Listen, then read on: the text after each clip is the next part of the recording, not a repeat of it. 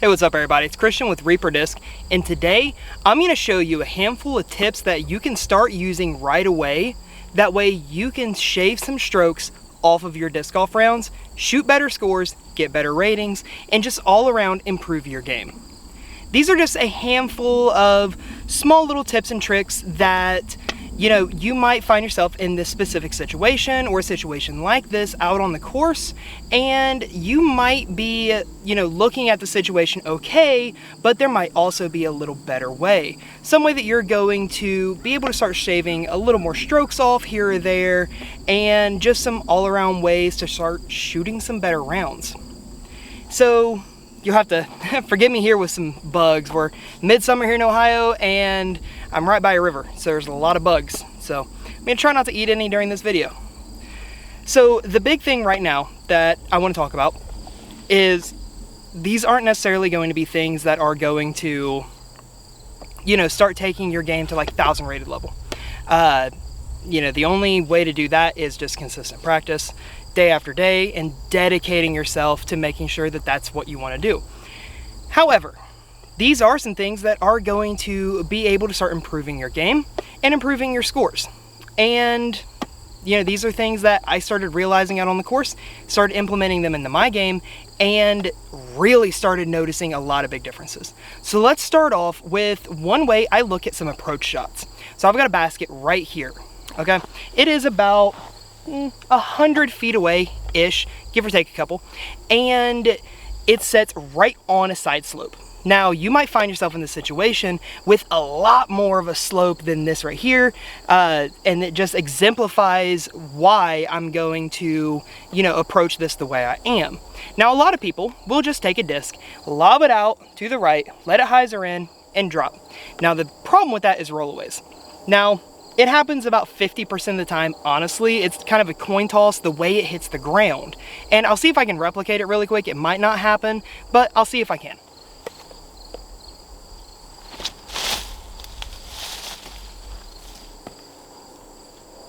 And of course it didn't do it that time, but like I said, it's a coin flip. If that disc lands just like a certain degree as it comes down, it will actually pick up, stand back up, and then shoot and roll back down the hill. And it's happened to everyone who plays at some point or another. It will happen to everyone, regardless, no matter how, good you think you are, it's inevitable. It will happen. So the point here is to try to minimize that. And if you have honestly a 50-50 shot of staying where you're at versus rolling away, that's not that's not odds that I want to take typically whenever I'm playing. I want to try to minimize the chances of something bad happening and maximize my chances of success. So instead of throwing something out and letting it come in with a lot of force, I'm going to throw my next shot down closer to the ground and actually get it to start fading in and hit the ground and using that ground to my advantage. I want to land it short and let it kind of skip and ride up to the basket. I'm not going to give this a chance to go in. I'm not going to give it a chance to throw in or anything like that. This is just to get up and down with as short of a putt as I possibly can.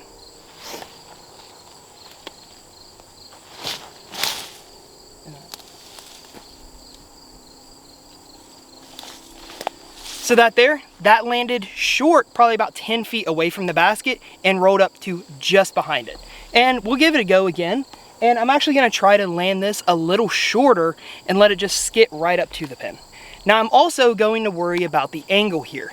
I'm not wanting it to come in on too sharp of an angle into the hillside, because you gotta bear in mind, the hillside already has an angle to it. Now, if you come in flat on that hill, it would essentially be the same as coming in on a stiff degree of hyzer on flat ground. You're gonna get some ground play. So if you come in on stiff degree of hyzer into the hillside, it's almost like you're coming in vertical to truly flat ground once you kind of rotate those angles over a little bit to make up for the slope. So you wanna come in as close to flat as possible.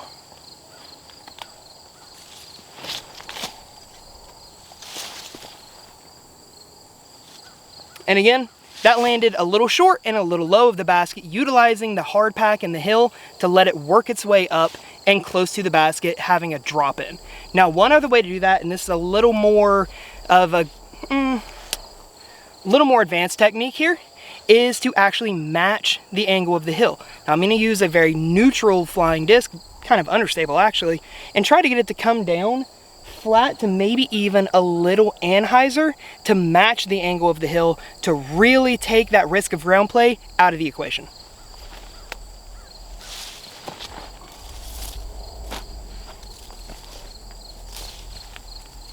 It landed, matched the hillside perfectly, and just kind of pittered a couple feet and then stopped. Those are all parked, those are all easy drop-ins, and I'm not giving it a chance to go in. You know, that's okay. That's a concession that I have mentally made, and I just want to have as little stress on that putt as possible. If I can pick it up and drop it in the basket, that is ideal and best case scenario. Now, let's hop over a couple holes later, and then I'll show you the next little tip to, this is gonna be like almost a trick shot that you can start utilizing to get yourself out of a sticky situation. All right, so for this next shot saving tip, we have thrown an errant tee shot. We're, playing a short par 3, and the tee shot kicked an early tree and ended me up on the left side of the fairway, pinched with a lot of trees between me and the basket. Now you can see the basket right up through this gap right here, but my drive is right there. So that leaves me with some choices. So over this way, I don't really have anything to get around the trees this way. The angle is just way too much to try to get all the way back with such a short way to go forward that it's almost not possible. So I've got to try to figure out a way to go either this way or through the trees. Now, some people might think they can hit the hero shot and just pure something up through there. 90% of people can't do that. And even the 10%, it's a 50-50 shot maybe. So that leaves big gap right here above my head. Now, with that, what do we throw here? So a lot of people are going to opt for a backhand. And with the backhand, they're going to try to just shoot it up high through the gap and get it to drop down and maybe give themselves a long putt. Now the thing is the gap is all the way over there. Yep, there. And the basket is all the way over here. That's not a long way between here and there. So to have something to have that much lateral movement back right to left whilst without going too far, because there's a lot of thick rough just along of the basket, it's really, really hard to get yourself a short putt here. And now I also know that this green on the right-hand side slopes down and away.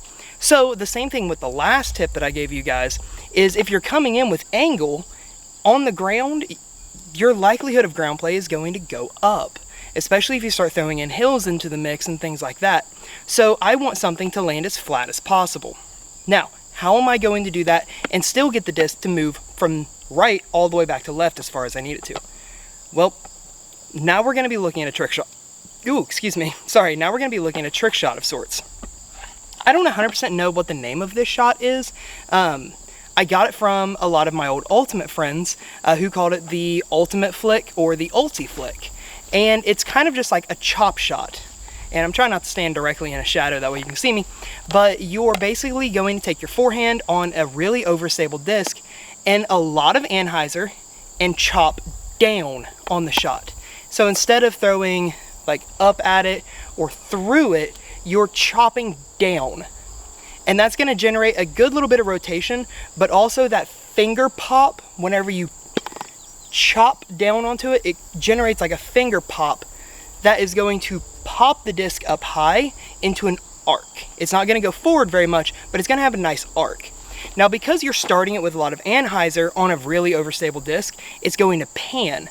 So it's going to start fighting back out, but as it fights out, it looks like a curvature. So instead of just falling directly back down like it would with a hyzer, because it's on anhyzer and wanting to fight out of it, as it's going down, it's also becoming less shallow, but also moving more in the opposite direction. Because of that, you're using the disc stability to your advantage, getting it up high and then letting it move a lot back over to the left. So I've got a handful of discs here that I'm going to show you basically how to do it. I'm going to be aiming at that gap right here above my finger, kind of high with a lot of anhyzer, but kind of a floaty shot. and let the stability of the disc flatten it back out and bring it back over to the basket. With any luck, this should actually land flat and just stop on the ground. There's little to no ground play if you get the angle correct.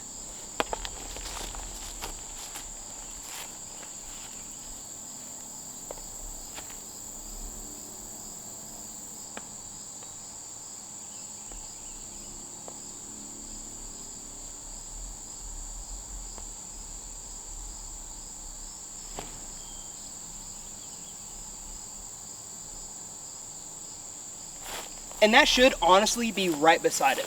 But once you practice this shot a little more, and this is a shot that needs practice, get out in the field and get like an overstable mid-range or a putter or something like that, and just work on tossing it up and working on the angles until you start getting it right. Now I've got a few more that I'm just gonna kind of use this as practice time just to keep throwing that shot and getting it to come down. Like I said, just keep practicing this out in the field until you're confident to do it on the course. But this is an ultimate, like, top tier shot saving kind of trick that you can pull out of your bag.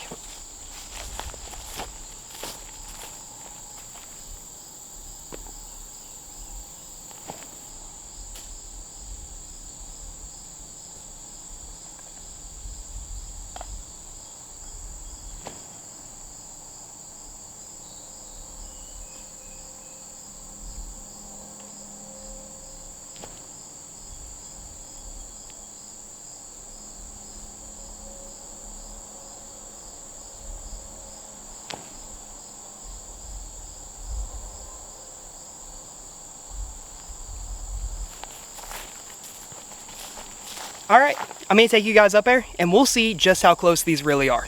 Because no matter how really close they are, I think they're gonna be way better off than if I tried hitting that tiny gap or trying to backhand through that. So let's go see what we're dealing with. All right, so you'll have to excuse the shaky camera because I'm holding the tripod and all, but there's 1, 2, 3 right there. 4 and 5. So let me put you back down here on a spot that's level.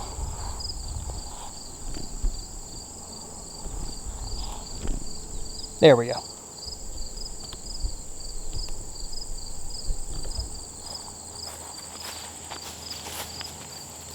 Okay, so these two were obviously the closest, and well, this one was like the second or third shot that I did. But this was the first shot. This was the initial shot that I did with this. And this is with my gator. This is honestly 90% of the reason that I keep the gator in my bag is this specific shot. I've gotten really comfortable doing it with this, and I've generated some really good results doing it. So, you know, if it works, don't change it. Now, is this a shot that I think everyone should be able to utilize? Absolutely. This is a niche kind of shot, but it's worth it, especially if you play in the woods a lot, being able to pull a shot like that out of your bag. Now, the more you practice it, the more you can tinker with those angles to get them to start doing different things. You can throw it higher with a little more angle, but a little less rotation. That way it pans a little harder to get it to move even further left. Or you can start tinkering with a little less overstable things and get it to come down a little straighter. Either way, this is an awesome, absolutely fantastic shot that I think every player should practice and incorporate into their game. Now, let's hop over a couple more holes and I'll show you my last tip for this video. All right, so for my third and final tip for this video on how to start shaving off some strokes of your round, this is going to have to do with decision making and knowing your own limitations. Now, you need to know your limitations, that way you know how to make your decisions. So for this particular instance, I need to know where my putting lies. Now, me personally, I feel confident hitting putts anywhere from 45 foot and in, and anything really inside circle 2, I feel pretty good about giving a solid chance. Now, how that translates into this decision I'm about to make is actually pretty key, because I have a 190 foot ace run. Now, I have two distinct types of shots for this hole. The first shot is playing to the birdie, and that's just going to be a forehand approach shot with probably my Toro. and I'm just gonna chip a forehand up, let it ride up to the basket, maybe get some ground play, put myself specifically good inside 20 to 30 feet, and hopefully park it, but 30 feet at maximum. Now, the other play here is going to be the AVR ace run on a backhand anhyzer. That's going to give me the better shot at acing it. Definitely the more confident of the two. But here's the thing, is I also have an OB bank behind that if I don't turn it over enough or it straightens out or anything like that, it can sail over that and not only be out of bounds, but likely in the Ohio River, and I'm never getting that disc back. Or if it does ace run it and doesn't hit anything, I'm scooting all the way to circle's edge, if not into circle 2. So for me and my putting confidence, I feel confident anything inside 45. Now, even if I do go OB long, I've only got a 35 footer. Once I mark my meter in, I only have barely outside of circle 1 to convert back for par. I'm confident in that, so my shot typically is the backhand anhyzer with the AVR, trying to ring it up. Now, let's see how both shots play out and exactly why making this decision is important.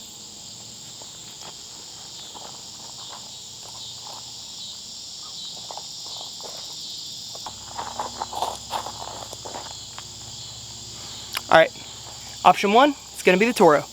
Just throwing it up the side, letting it skid up, give me a close birdie look.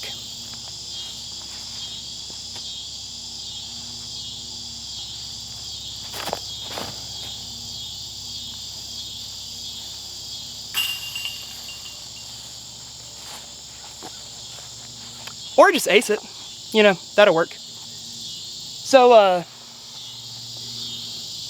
yeah. Or I can do option B and try to ace it again.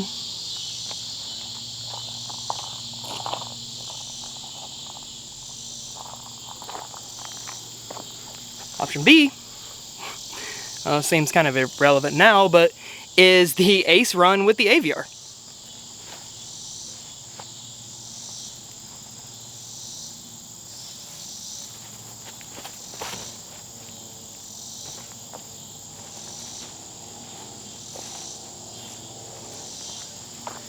So, yeah, I kind of dropped that a little low. I'll do it again real quick. Let's go with this AVR. I kind of dropped it out of my hand, but I'll get this up on an anhyzer and let it start working over toward the basket. Now, again, this is going to be a risk-reward shot, so it's very much a, I'm trying to make this in at this point, and if I miss it, I'm gonna have a long comeback, but I'm okay with that. So let's give it a shot.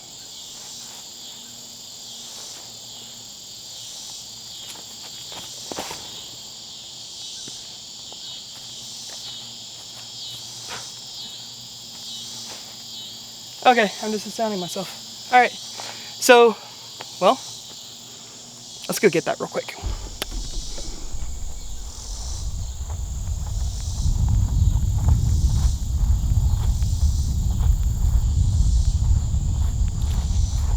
Sorry about the shaky camera, but I'm holding like tripod and all right now, so it's a little weird.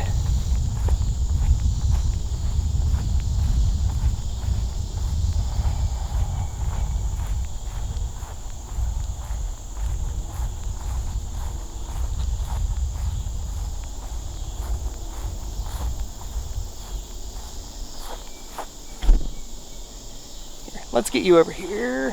There we go. All right, so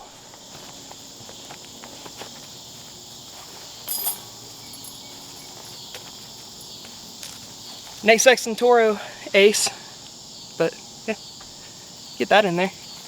So let's check out the putt we have. It's about circle's edge behind it. And I legitimately gave it an ace run. It dropped just below the basket, but I know this hard pack is going to cause it to scoot way back and out. So it's going to, if I hit the ground back there, it's going to take off running. So I'm going to have a long comeback putt. But like I said, I'm confident in my putts, so I'm okay with going long on this hole because I know I can still get myself a birdie even if I do. So let's go knock it in.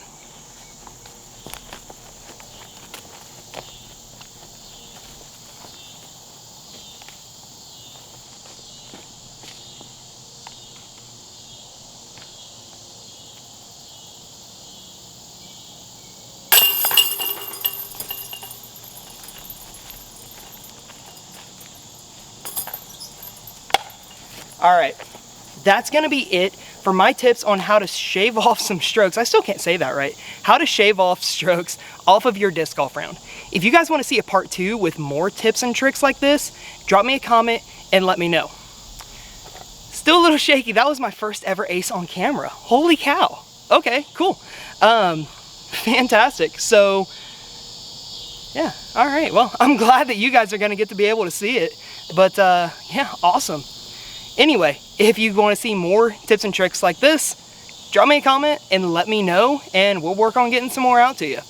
If you want some new disc or some awesome apparel, click on the link in the description of this video so you can hop over on reaperdisc.com and, you know, find your next disc for your bag, maybe even a Star Toro.